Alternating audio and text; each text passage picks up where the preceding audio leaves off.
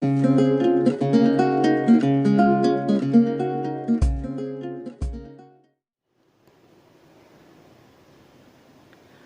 Viewers, నా పేరు శాతవాహన. ఈ వీడియోలో second year economics intermediate board exam రాయబోతున్నారు తొందరలో. వాళ్ళ కోసం మోడల్ పేపర్ ఎలా క్వశ్చన్స్ మనం గెస్ చేయవచ్చు అనే దానికి సంబంధించి ఈ వీడియోలో మనం డిస్కషన్ చేద్దాం. చూడండి, సెకండ్ ఇయర్ వాళ్ళు తెలుగు మీడియం మోడల్ పేపర్ ఎలా అడుగుతున్నాడు క్వశ్చన్ పేపర్లో అని అంటే, మ్యాక్సిమం మనకు క్వశ్చన్ పేపర్లో 150 మార్క్స్ క్వశ్చన్ పేపర్ వస్తుందండి. 150 మార్క్స్ క్వశ్చన్ పేపర్లో మనం రాయాల్సింది ఓన్లీ 100 మార్క్స్కి, అంటే 50 మార్క్స్ చాయిస్. కాబట్టి 100 మార్క్స్ మాత్రమే మనం రాయాలి. ఈ 100 మార్క్స్ని ఎంత జాగ్రత్తగా మనం ప్రజెంట్ చేస్తే అంత బాగా ఎగ్జామినేషన్లో మంచి మార్కులు వచ్చే అవకాశం ఉంటుంది. అదే నువ్వు ఏమాత్రం ఎగ్జామినేషన్ టైంలో స్పందించకపోతే నీకు ఆన్సర్ వచ్చినా కూడా మార్కులు వచ్చే అవకాశం లేదు. కాబట్టి జాగ్రత్తగా మనం ఎగ్జామినేషన్ను సెంటర్లో ఎగ్జామినేషన్లో మనం రాసేటటువంటి ప్రజెంటేషను స్పష్టంగా ఉన్నప్పుడు, ఎక్కువ మార్కులు నీట్గా ఉన్నప్పుడు, అదేవిధంగా ఎగ్జామినర్కి అర్థమయ్యేటట్టుగా క్లుప్తంగా అడిగిన దానికి మాత్రమే సమాధానాలు రాస్తూ ఎక్కువ మార్కులు పొందే అవకాశం ఉంటుంది. కాబట్టి మనం ఈ మోడల్ పేపర్లో ఎలా మనం ఈ సెకండ్ ఇయర్ తెలుగు మీడియం రాయొచ్చు అనే దానికి సంబంధించి తెలంగాణ వారికి మరియు ఏపీ వారికి ఉపయోగపడే విధంగా ఈ వీడియో చేశాను. తర్జన భర్జన పడుతూ అనేక క్వశ్చన్లు ఉంటాయి ఇందులో, కానీ ఎక్కువగా మనకు ఉపయోగపడే విధంగా ఈ క్వశ్చన్లు తయారు చేశాను. సో వీటితో పాటు ఎక్స్ట్రా క్వశ్చన్స్ మీకు వీడియోస్ పెట్టాను. 5 marks videos, 2 marks, 10 marks videos కూడా పెట్టాను. ఆ క్వశ్చన్లు కూడా చదవండి. అవి కూడా ఎగ్జామినేషన్లో అడుగుతాడు. ఇవి ఒకటే కాదు, వీటితో పాటు అవి కూడా బాగా చదవండి.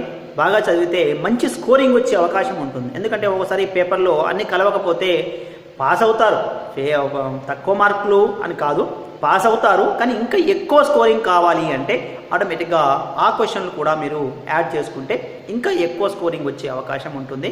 కాబట్టి మేము ఫెయిల్ అవుతాము అనుకునే వాళ్ళు మాత్రమే ఈ పేపర్ ఒక్కటే చదవండి. మిగిలిన వాళ్ళు ఈ పేపర్తో పాటు మిగిలిన క్వశ్చన్స్ కూడా ఆ వీడియోస్ పెట్టాను. 5 మార్క్స్, 2 మార్క్స్, 10 మార్క్స్, ఆ వీడియోస్ కూడా చదివితే మీకు ఎక్కువ మార్కులు ఎగ్జామినేషన్లో టాప్ స్కోరర్గా నిలబడే అవకాశం ఉంటుంది. చూడండి, ఇందులో intermediate economics second year Telugu medium Telangana state Andhra Pradesh model paper 2019. రేపు మీరు ఫిబ్రవరి 27th నుంచి ఎగ్జామినేషన్ రాయబోతున్నారు 2019లో. ఇది 3 అవర్స్ అండి. అదేవిధంగా మ్యాక్సిమం మార్క్స్ 100. సో సెక్షన్ వైజ్గా ఉంటుంది. మీకు తెలుసు model paper first 10 marks section ఇస్తాడు, తర్వాత 5 మార్క్స్ సెక్షన్ ఉంటుంది, తర్వాత 2 మార్క్స్ సెక్షన్ ఉంటుంది. అయితే 10 మార్క్స్ సెక్షన్లో ఎలా క్వశ్చన్స్ మనం ఎక్స్పెక్ట్ చేయొచ్చు అని చూస్తే,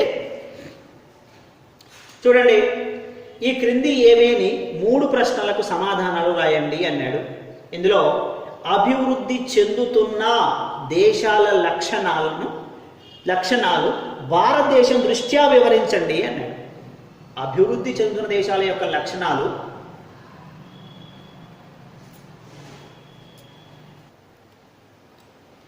కాబట్టి ఈ క్వశ్చన్ని ఎక్కువగా అడిగే అవకాశం ఉంటుంది.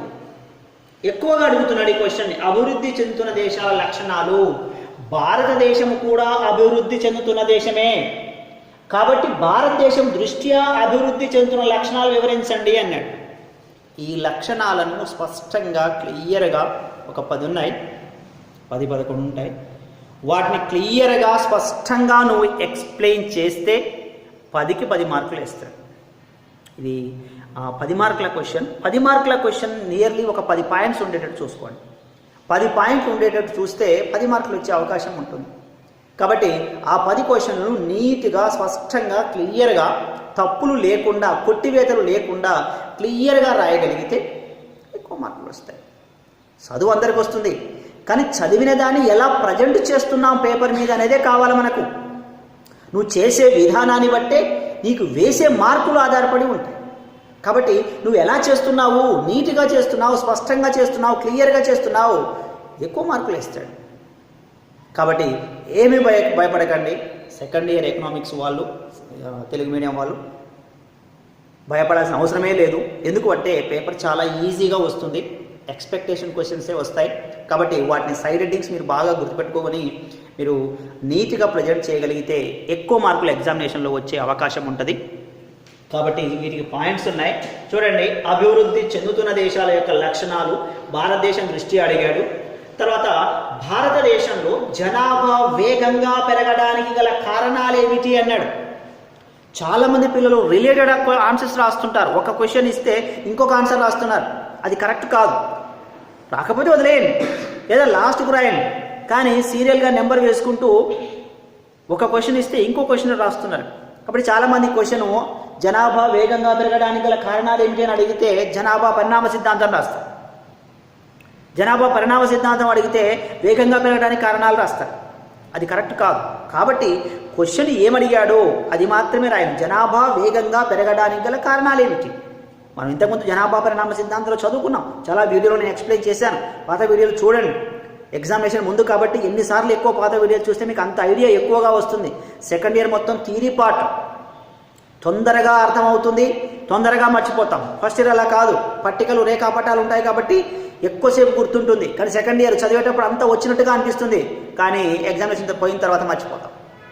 కాబట్టి కాస్త విశ్లేషణ చేసుకుంటూ అర్థమయ్యే విధంగా లాజిక్గా దాన్ని గుర్తుపెట్టుకోగలిగితే ఎక్కువ మార్కులు ఆ మ్యాటర్ని గుర్తుంచుకునే అవకాశం ఉంటుంది నీకు. అంతేగాని నువ్వు ఇక్కడ వస్తుందిలే అని అనుకొని జనరల్ టాపిక్ కాబట్టి వస్తున్నట్టుగా అనిపిస్తుంది, కానీ అక్కడ పోయిన తర్వాత మర్చిపోతాం. కాబట్టి ఆ టైంలో వచ్చింది పోతుంది, ఇంకా నీకు గుర్తున్నది నేర్చుకున్నది కూడా పోతుంది. అప్పుడు ఇంకా టెన్షన్ పడతాం. కాబట్టి అలాంటి పరిస్థితి రానివ్వకండి దయచేసి. కాబట్టి విశ్లేషణాత్మకంగా చదవండి. క్వశ్చన్ ఏమిటి క్లియర్గా ఉంది పేపర్లో, క్వశ్చన్ పేపర్లో ఏం రాయాలి క్లియర్గా రాయండి. కాబట్టి జనాభా పెరగడానికి గల కారణాలు అడుగుతున్నాడు ఇక్కడ. కాబట్టి దానికి సంబంధించిన కారణాలు మాత్రమే రాయండి. సింపుల్గా అయిపోతుంది, ఈజీగా నువ్వు ఆన్సర్ని రాయగలుగుతావు. కాబట్టి ఇక్కడ జనాభా భారతదేశంలో వేగంగా పెరగడానికి గల కారణాలు, తర్వాత భారతదేశంలో పేదరికానికి గల కారణాలు. ఇంతకు ముందు కూడా నేను చెప్పాను, మన భారతదేశానికి సంబంధించిందే సెకండ్ ఇయర్ మొత్తం 1-2 టాపిక్స్ తప్ప మ్యాక్సిమం భారతదేశం, తెలంగాణ, ఆంధ్రప్రదేశ్. ఆంధ్రప్రదేశ్ వాళ్ళకైతే భారతదేశం ఆంధ్రప్రదేశ్, తెలంగాణ వాళ్ళకైతే భారతదేశం ఆంధ్రప్రదేశ్ తెలంగాణ అంతే. కాబట్టి మనం భారతదేశానికి సంబంధించిందే కాబట్టి భారతదేశంలో సమస్యలు ఏమున్నాయి, ఆ సమస్యల గురించే మనకు సెకండ్ ఇయర్లో అడిగేది. ఏమున్నాయి? పేదరిక సమస్య ఉంది, ఆదాయ సమానతలు ఉన్నాయి, నిరుద్యోగం ఉంది, అదేవిధంగా జనాభా విస్ఫోటన ఉంది. ఇవే సమస్యలు, వీటి గురించి అడుగుతున్నాడు. పరిశ్రమలు ఏమిటి, వ్యవసాయ రంగం ఏమిటి, వ్యవసాయ రంగ ఉత్పాదకత ఎలా ఉంది, పారిశ్రామిక రంగ ఉత్పాదకత ఎలా ఉంది, సేవా రంగ ఉత్పాదకత ఎలా ఉంది, పెంచాలంటే ఏం చేయాలి, ఏముందండి. చాలా సింపుల్ కాన్సెప్ట్, ఈజీ కాన్సెప్ట్. కాబట్టి ఆ సమస్యలు ఉన్నాయి, ఆ సమస్యలను ఎలా అధిగమించాలి అనే దాని గురించే సెకండ్ ఇయర్ ఎకనామిక్స్లో ఉన్నాయి. నిరుద్యోగం, పేదరికం, ఆదాయ సమానత, వ్యవసాయ రంగం, పారిశ్రామిక రంగం, సేవా రంగం, ఇవే వీటి సమస్యలే, వీటి పరిష్కార మార్గాలే మనం చదివి నేర్చుకునే ఎగ్జామినేషన్లో రాయాల్సింది. కాబట్టి పేదరికం మీద ఖచ్చితంగా క్వశ్చన్ పేపర్లో ఒక క్వశ్చన్ 2 క్వశ్చన్లు ఉంటాయి. పేదరికం లేకుండా, నిరుద్యోగం లేకుండా క్వశ్చన్ పేపరే లేదు అసలు. ఖచ్చితంగా పేదరికం మీద కారణాలు కానీ, పేదరికంలో రకాలు కానీ, భావనలు నుంచి రకాలు అనొచ్చు. ఖచ్చితంగా నివారణ చర్యలు కానీ ఖచ్చితంగా ఎగ్జామినేషన్ అడుగుతాడు. అది లేకుండా అసలు క్వశ్చన్ పేపర్ తయారే కాదు. పేదరికం, నిరుద్యోగం లేకుండా నేను ఇచ్చాను, పాత విద్యలు ఇచ్చాను, చూడండి ఒకసారి చదవండి వాటి. కాబట్టి పేదరికానికి గల కారణాలు వివరించండి, 3వ క్వశ్చన్. అదేవిధంగా భారత వ్యవసాయ రంగంలో అల్ప ఉత్పాదకతకు గల కారణాలు వివరించండి. భారతదేశంలో ఉత్పాదకత ఎందుకు తక్కువగా ఉంటుంది, దానికి గల కారణాలు ఏమిటి? ఆ కారణాలను చాలా పెద్దగా ఉంటుంది మ్యాటర్. సాధారణ కారణాలు, సాంకేతిక కారణాలు, వ్యవస్థాపూర్వక కారణాలు, అవన్నిటి మళ్ళీ పాయింట్స్ వైజ్గా విశ్లేషణ చేసుకుంటూ రాయాలి. రాస్తే ఎగ్జామినేషన్లో మార్కులు వస్తాయి. మళ్ళీ మళ్ళీ చెప్తున్నాను, సైడ్ హెడ్డింగ్స్ చాలా ఇంపార్టెంట్. నేను చేసిన ప్రతి వీడియోలో చెప్తున్నాను సెకండ్ ఇయర్ వాళ్ళకి, సైడ్ హెడ్డింగ్ ఎట్టి పరిస్థితుల్లో మర్చిపోవద్దు. అవి చాలా ప్రాముఖ్యత కలిగినటువంటివి. వాటితోటే మ్యాటర్ని రాబట్టవచ్చు. అవి బాగా ఓన్లీ సైడ్ హెడ్డింగ్స్ మాత్రమే ప్రాక్టీస్ చేయండి నోట్స్లో. అవి యూజ్ అవుతాయి, అవి గుర్తుకొస్తాయి. సైడ్ హెడ్డింగ్ గుర్తొచ్చినట్టే మ్యాటర్ గుర్తొచ్చినట్టే నీకు. కాబట్టి ఇక్కడ వ్యవసాయ రంగంలో అల్ప ఉత్పాదకతకు గల కారణాలు వివరించండి అడుగుతున్నాడు ఎగ్జామినేషన్లో. తర్వాత 91వ పారిశ్రామిక విధాన తీర్మానాన్ని వివరించండి అంటున్నాడు. ఇంతకుముందు చెప్పాను, భారీ పరిశ్రమలు, చిన్న తరహా పరిశ్రమలు. భారీ పరిశ్రమలు పైన వచ్చినప్పుడు చిన్న తరహా పరిశ్రమలు కింద అడుగుతున్నాడు. కాబట్టి ఇక్కడ 91వ పారిశ్రామిక విధాన తీర్మానం చాలా ఈజీ. 91 దాన్ని అర్థం చేసుకోండి, సింపుల్గా ఈజీగా మనకు అర్థమైపోతుంది. కాబట్టి 91వ పారిశ్రామిక విధాన తీర్మానం వివరించండి. ఇవి 5 క్వశ్చన్లు ఎగ్జామినేషన్లో మీకు అడుగుతున్నాడు. మనము రాయాల్సింది ఓన్లీ 3 క్వశ్చన్లు మాత్రమే ఎగ్జామినేషన్లో రాయాలి. ఇది ఫస్ట్ సెక్షన్. ఎక్కువ పాయింట్స్ ఉండే సెక్షను, ఎక్కువ సైడ్ హెడ్డింగ్స్ ఉండే సెక్షన్ కూడా ఇదే. కాబట్టి ఎక్కువ సైడ్ హెడ్డింగ్స్ వీటిని గుర్తుపెట్టుకోవాల్సిన అవసరం ఉంటుంది. ఓకే, ఇది 10 మార్క్స్ సెక్షన్. జాగ్రత్తగా ఒక 1 అవర్లో కంప్లీట్ చేయాలి 10 మార్క్స్ సెక్షన్. నెక్స్ట్ చూడండి, క్రింది ఏవేని 8 సమాధానాలు రాయండి. 8 క్వశ్చన్స్, 12 ఇస్తున్నాడు, 8 క్వశ్చన్స్ రాయమంటున్నాడు. ఇదంతా నేను బ్లూ ప్రింట్ ప్రకారం చేశాను. ఏ లెసన్ నుంచి ఎన్ని క్వశ్చన్లు వస్తున్నాయి, ఎలా వస్తున్నాయి, ఎన్ని మార్కులకు వస్తున్నాయి అనే దాన్ని బట్టి నేను ఇది తయారు చేశాను. ఒకటి, పైన పేదరికం అడిగాడు కాబట్టి కింద నిరుద్యోగిత చూడండి. నిరుద్యోగితలో రకాలు వివరించండి అన్నాడు. లేదు, ఈ నిరుద్యోగితలో కారణాలు కూడా ఉన్నాయి. నిరుద్యోగిత కారణాలు పైన అడిగితే పేదరికంలో రకాల కింద అడుగుతాడు. కాబట్టి ఆ పేదరికం, నిరుద్యోగిత 4 క్వశ్చన్లు బాగా బయట చేయండి. నేను పేపర్ ఇచ్చాను కాబట్టి నేను పైన దాని కింద దాన్ని చూసుకొని పేపర్ సెట్ చేశాను. కాబట్టి నిరుద్యోగితలో రకాలు అడుగుతున్నాడు. నెక్స్ట్ ఇందులో నుంచి ఒకటే 5 మార్క్స్ క్వశ్చన్, థర్డ్ లెసన్ నుంచి. నెక్స్ట్, నీతి ఆయోగ్పై లఘువాక్య రాయండి. నీతి ఆయోగ్ ప్రణాళికా సంఘం ఇంతకుముందు ఉండే ప్రణాళికా సంఘాన్ని తీసేసి దాని ప్లేస్లో నీతి ఆయోగ్ వచ్చింది, అంతే. నీతి ఆయోగ్ అంటే అది ఎక్కడదో కాదు. నరేంద్ర మోడీ వచ్చిన తర్వాత కేంద్ర ప్రభుత్వం ప్రణాళికా సంఘం ప్రణాళికను తయారు చేసేది, దాని ప్లేస్లో నీతి ఆయోగ్ వచ్చింది. ఆ నీతి ఆయోగ్ ఏం చేస్తుంది అనే లక్ష్యాలు ఉన్నాయి, అవి రాస్తే సరిపోతుంది. అంతకుమించి వేరే అవసరం లేదు. తక్కువలో తక్కువ ఒక 5-6 పాయింట్లకు తక్కువ కాకుండా రాయాలి. రాస్తే మీకు 5 మార్కులు వస్తాయి. నీతి ఆయోగ్పై లఘువాక్య రాయండి.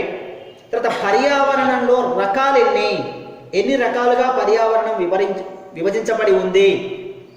తర్వాత నాబార్డు విధులను వివరించండి. ఈ నాబార్డు విధులను చూడండి, చాలామంది పిల్లలు నాబార్డు అనగానే విధులు మాత్రమే రాస్తున్నారు. వాటికి ఎడిషనల్గా కూడా ఉన్నాయి. ఏమిటి? సూక్ష్మ విత్తం, తర్వాత గ్రామీణ వ్యవస్థాపన సౌకర్యాలు, అవునా, అలాంటివన్నీ. తర్వాత కిసాన్ క్రెడిట్ కార్డు, ఇలాంటివన్నీ మర్చిపోతున్నారు. ఇవి కూడా అందులో భాగమే. వాటిని కూడా మొత్తం కంప్లీట్గా ఆ విషయాలు మొత్తం మీరు రాయాల్సి ఉంటుంది. నాబార్డ్ విధుల విషయంలో. తర్వాత భారతదేశంలో హరిత విప్లవ ప్రభావాన్ని వివరించండి అంటున్నాడు. హరిత విప్లవానికి రావడం వల్ల భారతదేశంలో ఎలాంటి ప్రభావం కలిగింది అంటే ఉత్పత్తిలో ఎలాంటి మార్పు వచ్చింది, ఆదాయాలలో ఎలాంటి మార్పు వచ్చింది అనేది ప్రభావం. అంటే హరిత విప్లవం ప్రవేశపెట్టుకున్నాం అంటే తక్కువ సమయంలో ఎక్కువ దిగుబడి ఇచ్చేటటువంటి యంత్రాలు, యంత్ర పరికరాలు, విత్తనాలను ఉపయోగించి తక్కువ సమయంలో ఎక్కువ ఉత్పత్తి తీసుకున్నాం.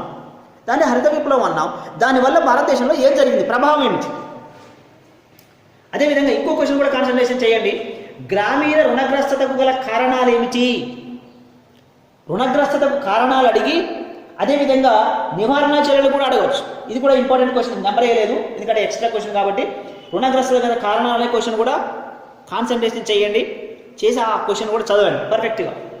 నెక్స్ట్ చూడండి, ఇది పారిశ్రామిక రంగం. 1956వ పారిశ్రామిక విధాన తీర్మానాన్ని వివరించండి. 56వ పారిశ్రామిక విధాన తీర్మానం. తర్వాత కొత్తగా ఇప్పుడు రవాణా రంగ అభివృద్ధిలో మన దేశం ఎదుర్కొంటున్న సమస్యలు ఏమిటి అంటున్నాడు. రవాణా రంగంలో అభివృద్ధిలో మన దేశం ఎలాంటి సమస్యలు ఎదుర్కొంటుంది? దీంతో పాటు ఈ క్వశ్చన్ కూడా చదవండి. తృతీయ రంగ ప్రాముఖ్యతను వివరించండి. తృతీయ రంగం, దీన్ని సేవా రంగం అని కూడా అంటాం. ఈ సేవా రంగ ప్రాధాన్యతను వివరించండి. తృతీయ రంగం యొక్క ప్రాధాన్యత. మూడవ రంగం, అది కూడా కాన్సన్ట్రేషన్ చేయండి బాగా క్వశ్చన్స్. తృతీయ రంగం ప్రాముఖ్యత. తర్వాత WTO మధ్య భేదాలు, తేడాలు. ఒక బాక్స్ మాదిరిగా కొట్టండి. బాక్స్ మాదిరిగా కొట్టి ఆన్సర్ రాయండి. WTO మధ్య భేదాలు.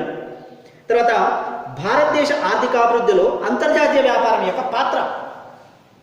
భారతదేశం వ్యాపారం చేస్తుందండి. విదేశీ వ్యాపారం అవసరమా? దాని పాత్ర ఏమిటి? అంటే విదేశీ వ్యాపారం లేకుండా ఒక దేశం అభివృద్ధిని సాధించలేదా? ఆర్థికాభివృద్ధి మనుగడ సాగించలేదా? అంతర్జాతీయ వ్యాపారం యొక్క పాత్ర ఏమిటి? దానివల్ల ఏం ప్రయోజనాలు కలుగుతున్నాయి ఒక దేశానికి? మరి భారతదేశానికి ఏం కలుగుతున్నాయి? కాబట్టి అంతర్జాతీయ వ్యాపారం యొక్క పాత్ర ఏమిటి భారతదేశంలో, చేయటం వల్ల ఏం ప్రయోజనాలు కలుగుతున్నాయి అనే దాని క్వశ్చన్కి సంబంధించి మీకు ఇక్కడ ఈ క్వశ్చన్ వచ్చింది. కాబట్టి భారతదేశ ఆర్థికాభివృద్ధిలో అంతర్జాతీయ వ్యాపారం యొక్క పాత్ర, ఈ క్వశ్చన్లు బైహార్ట్ చేయండి, నేర్చుకోండి. తర్వాత చూడండి తెలంగాణ. ఈ క్వశ్చన్స్ 3 తెలంగాణ గురించి వస్తాయి క్వశ్చన్లు. ఇది ఏపీ వాళ్ళకి అవసరం లేదు, ఓన్లీ తెలంగాణ వాళ్ళకే. తెలంగాణలో విద్యా విధానాన్ని వివరించండి అంటున్నాడు. దీన్ని ఇంకో పేరుతో కూడా పిలవచ్చు, KG to PG. KG to PG విద్యా విధానం అని కూడా పిలుస్తాం, తెలంగాణ వాళ్ళకు మాత్రమే. తర్వాత మిషన్ కాకతీయ, చెరువుల అభివృద్ధి పథకంలో మిషన్ కాకతీయ కార్యక్రమాన్ని వివరించండి. తర్వాత తెలంగాణలో మత సంబంధ పర్యాటక ప్రదేశాలు వివరించండి. ఇవన్నీ తెలంగాణ వాళ్ళు మాత్రమే చదవండి, ఏపీ వాళ్ళకి అవసరం లేదు. ఏపీ వాళ్ళకి సపరేట్గా రాశారు చూడండి. ఆంధ్రప్రదేశ్ ఆర్థికాభివృద్ధిలో సమాచార సాంకేతిక రంగాల యొక్క పాత్ర, ఇన్ఫర్మేషన్ టెక్నాలజీ. తర్వాత ఆంధ్రప్రదేశ్ ప్రవేశపెట్టిన సంక్షేమ పథకాల గురించి వివరించండి. ఏ సంక్షేమ పథకాలను ప్రవేశపెట్టింది? తర్వాత సహ సంబంధం అనగానేమి, దాని ప్రాముఖ్యతను వివరించండి. తర్వాత ఇది తృతీయ రంగానికి సంబంధించిన క్వశ్చన్. సరే మీ ఏపీ వాళ్ళు చదువుతారు కాబట్టి దాంతో యాడ్ చేశాను. అడవుల సంరక్షణకు చేపట్టేటటువంటి చర్యలు, అంటే అడవులు అభివృద్ధి జరగాలి, అడవులను మొత్తం కొట్టివేస్తున్నారు, వాటిని సంరక్షించాలంటే ఏ చర్యలు చేపట్టాలి అనే క్వశ్చన్ కూడా కాన్సన్ట్రేషన్ చేయండి. ఇది ఏపీ వాళ్ళు మాత్రమే చదివేటటువంటి క్వశ్చన్స్, ఇది తెలంగాణ వాళ్ళు చదవకండి. సో ఇది ఒక్కటే తేడా, మిగిలినంతా యాజ్ ఇట్ ఈస్ గా ఉంటుంది ఏపీ తెలంగాణ వాళ్ళకి. ఇక 2 మార్క్స్ చూడండి. 2 మార్క్స్లో ఈ క్రింది ఏవేని 15కి సమాధానం రాయండి అంటున్నాడు. 15 క్వశ్చన్లకి 15 క్వశ్చన్లకు సమాధానం రాయండి అంటున్నాడు. 1 ఆర్థిక స్వావలంబన, అది మళ్ళీ మీకు ఎక్స్ప్లెయిన్ చేశాను, 2 మార్క్స్ వీడియోలో కూడా చేశాను. ఆర్థిక స్వావలంబన, అక్షరాస్యత రేటు, జనని సురక్ష యోజన ఇది. నెక్స్ట్ జాతీయ గ్రామీణ పేదరికం. నెక్స్ట్ తలసరి ఆదాయం. తర్వాత దారిద్ర్య రేఖ, ఇది ఇక్కడ దారిద్ర్య రేఖ. నెక్స్ట్ చూడండి సుస్థిరమైనటువంటి అభివృద్ధి. సుస్థిరమైనటువంటి అభివృద్ధిని ఇంకొక పేరుతో కూడా కొనసాగించగలిగే అభివృద్ధి అని కూడా అంటాం. సుస్థిరమైన అభివృద్ధి, కొనసాగించగలిగే అభివృద్ధి. ఏం లేదండి సుస్థిరమైన అభివృద్ధిలో ప్రస్తుత అవసరాలను అభివృద్ధి చేసుకుంటూనే భవిష్యత్తులో వాటి వల్ల ప్రమాదం జరగకుండా చూడడానికి సుస్థిర అభివృద్ధి అంటున్నాం. ఫర్ ఎగ్జాంపుల్ చిన్న మీకు అర్థమయ్యేటట్టు చెప్తాను. ఏమిటి? వెహికల్స్ ఉన్నాయి, వాహనాలు ఉన్నాయి. వాహనాలు ఏం చేస్తున్నాయి? కార్బన్ మోనాక్సైడ్ని విడుదల చేసి కాలుష్యాన్ని చేస్తున్నాయి. అదేవిధంగా పరిశ్రమలు ఉన్నాయి, పరిశ్రమల నుంచి విషవాయువులు వెలువడుతున్నాయి.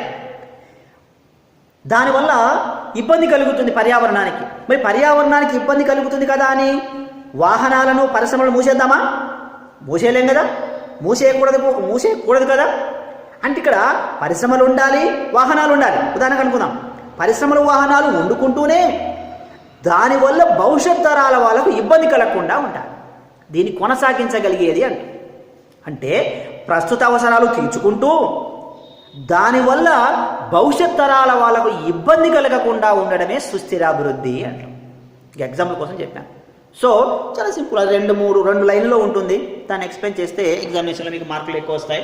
కాబట్టి ఇక్కడ క్వశ్చన్లో సుస్థిరమైన అభివృద్ధి, పర్యావరణ విచ్ఛేదనం, తర్వాత సూక్ష్మ విత్తం. సూక్ష్మం అంటే కంటికి కనబడినటువంటిది కాదు, చిన్న చిన్న మొత్తాలను ఎక్కువ మందికి ఇవ్వడం.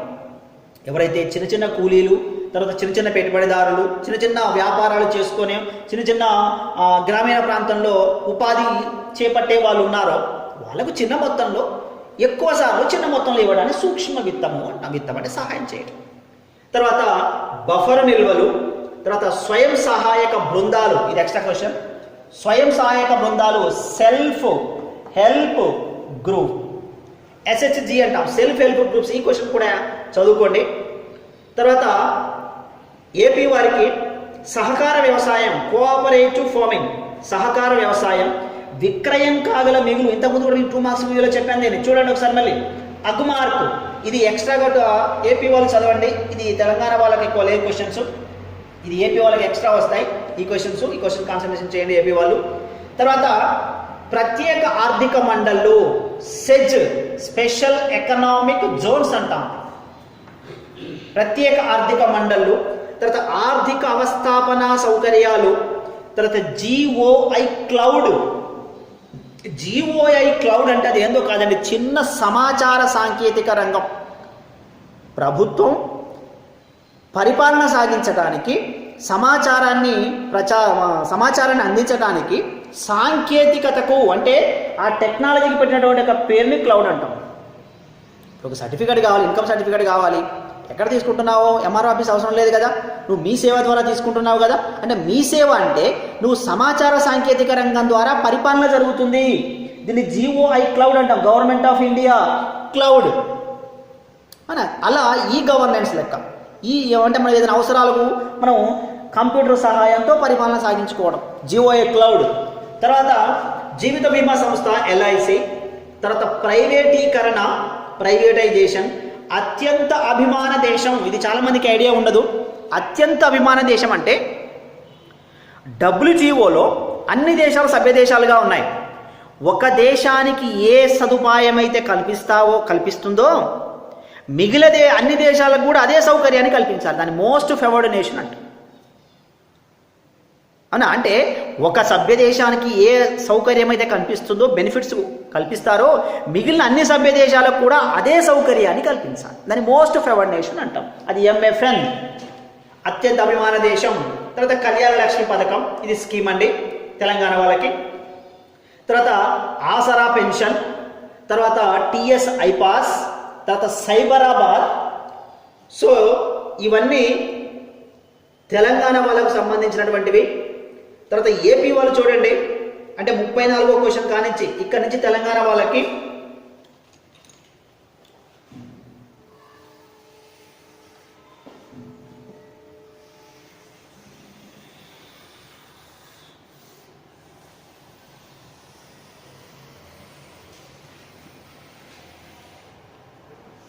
ఇది ఓన్లీ TS.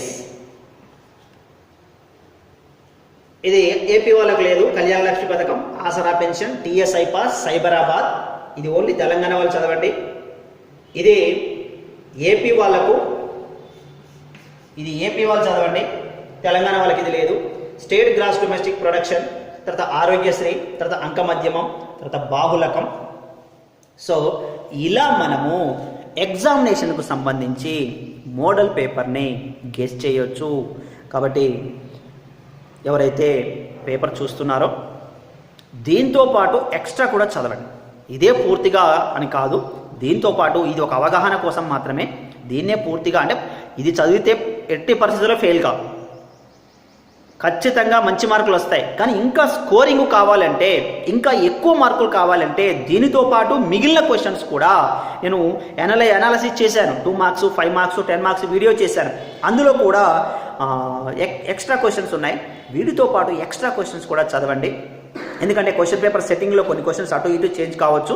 కాబట్టి ఇది ఖచ్చితంగా పాస్ గ్యారంటీ మోడల్ పేపర్. ఖచ్చితంగా ఇక నేను ఫెయిల్ అవుతాను అనుకునే వాళ్ళు ఓన్లీ పేపర్ చదివితే సరిపోతుంది, కన్ఫామ్గా వాళ్ళు పాస్ అవుతారు. కాబట్టి మీరు జాగ్రత్తగా సెకండ్ ఇయర్ ఎకనామిక్స్ రాయండి. ఫస్ట్ ఇయర్ మాదిరిగా మీరు గుర్తుపెట్టుకుంటా అంటే కుదరదు. జాగ్రత్తగా దీన్ని విశ్లేషణ చేసుకుంటూ, మ్యాటర్ రాసుకుంటూ, రేఖాపటాల పట్టికలు ఎక్కడా లేవు మీకు, విశ్లేషణ చేసుకుంటూ జాగ్రత్తగా దీన్ని చదివి అర్థం చేసుకొని ఎగ్జామినేషన్లో మీరు రాయాల్సి ఉంటుంది. కాబట్టి ఈ మోడల్ పేపర్ మీకు ఉపయోగపడుతుందని భావిస్తున్నాను. ఫ్రెండ్స్, ఈ వీడియో మీకు నచ్చితే లైక్ చేయండి, షేర్ చేయండి. చాలామంది మీ ఫ్రెండ్స్ ఉన్నారు, పాపం తెలియని వాళ్ళు ఉన్నారు, వాళ్ళకు కూడా షేర్ చేయండి. వాళ్ళు కూడా దాన్ని ఉపయోగించుకుంటారు. నేను ఎలాగైతే మీకు సహాయం చేయాలనుకుంటున్నానో మీరు కూడా మీ ఫ్రెండ్స్కి, మీ క్లాస్మేట్స్, మీ కాలేజ్ మేట్స్, లేకపోతే తెలవని వాళ్ళకు మీరు షేర్ చేస్తే ఈ వీడియో ద్వారా అతను కూడా కొంత అవగాహన కలిగి కనీసానికి పాస్ అయ్యేటటువంటి అవకాశం, లేదా పాస్ అయిన వాళ్ళు మంచి ర్యాంక్ వచ్చేటటువంటి అవకాశం ఇది ఉపయోగపడే విధంగా వాళ్ళకు ఉంటుంది. So thank you very much.